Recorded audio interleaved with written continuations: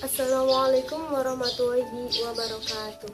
Hidup itu singkat, jangan kau persingkatnya dengan hal bodoh yang akan merugikanmu. Syukurilah, maka kau akan merasakan kenikmatan dalam hidup lewat kata syukur. Sebelumnya perkenalkan diri, nama saya Deni Suraya, NIM 2119133 dari kelas PAI Tafsir Tarbawi.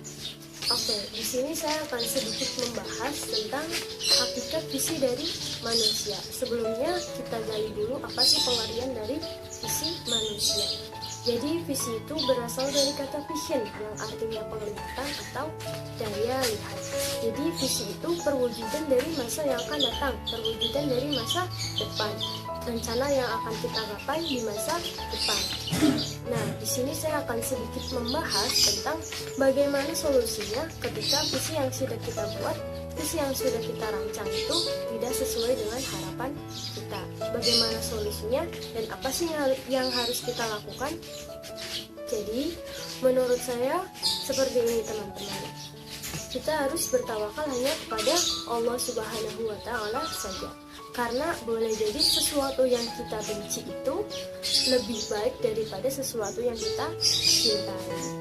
Jadi percayalah kepada Allah, yakin bahwa Allah itu maha adil, maha tahu, maha bijaksana untuk setiap hambanya. Seperti yang sudah dijelaskan dalam Al-Quran surat Al-Baqarah ayat 216, yang artinya boleh jadi kamu membenci sesuatu padahal itu amat baik bagimu, dan boleh jadi kamu mencintai sesuatu padahal itu amat buruk bagimu. Mengapa? Allah maha mengetahui sedangkan kamu tidak mengetahui. Jadi ayat ini itu sudah mengajarkan kepada kita bahwa rencana Allah Subhanahu wa Ta'ala terhadap kita itu lebih hebat, lebih istimewa dari rencana yang sudah kita buat. Dan oleh sebab itu, logis jika kita dilarang berhenti berharap hanya kepada Allah Subhanahu wa Ta'ala saja.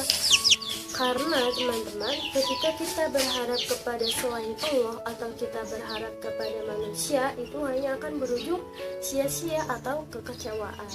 Contohnya seperti ini, ketika kita menjalin hubungan dengan seseorang atau dengan seorang laki-laki, dia mengungkapkan cinta kepada kita dan dia akan berjanji mengkhidmat kita dengan sesegera mungkin.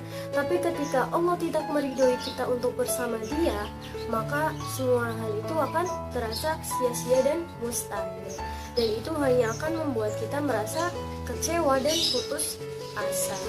Maka dari itu kita jangan pernah berharap kepada selain Allah, karena hakikat dari manusia itu sendiri adalah hanya untuk beribadah kepada Allah, hanya untuk menyembah kepada Allah Subhanahu wa Ta'ala saja, dan kita tidak diperbolehkan untuk menyembah kepada selain Allah, seperti yang sudah dijelaskan dalam Al-Quran surat Az-Zariyat ayat 56 yang berbunyi,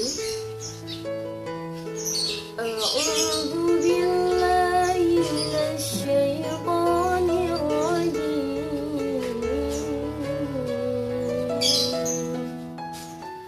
Bismillahirrahmanirrahim.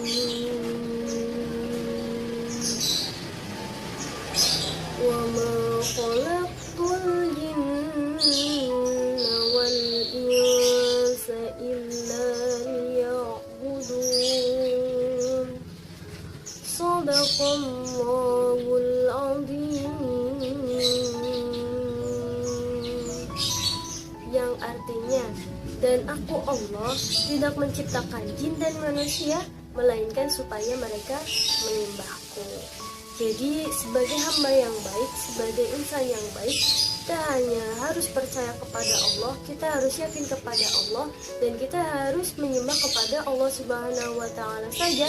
Kita jangan pernah untuk menjadi muslim yang munafik, orang yang munafik, orang yang kafir, orang yang murtad terhadap agama Islam.